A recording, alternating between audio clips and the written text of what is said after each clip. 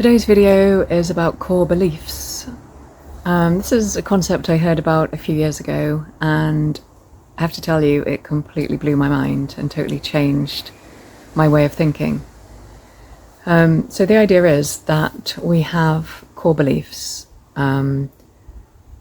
Beliefs are changeable, they're not fixed.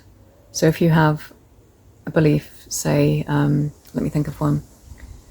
Say I believe that the world is a fair place, then that is a core belief. It's something I believe in the core of my being, and then the way I act in life is shaped by that belief that I have. But then if I were to have an experience where I was suddenly treated unfairly, which was a new experience, something that had not happened to me before, that could really shift my thinking, because one of my core beliefs has now been broken, and I've been forced to reevaluate the way that I see the world. So that would be an example of where a core belief is broken, if you like, where something I believed has been proved not to be true.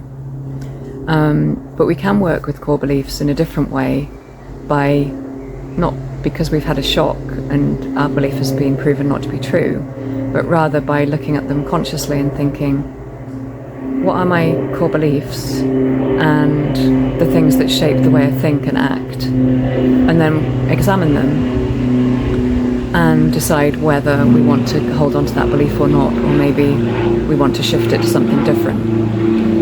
So, for example, in that example I gave, I believe that life is fair, I'm going to look for experiences in my life which prove that my belief is true. So I'm biased then towards those kind of experiences. But say if my core belief was that life isn't fair, that would shape the way I view the world, and it would shape the experiences I pay attention to. And when I have an experience which is unfair, it would reinforce that belief.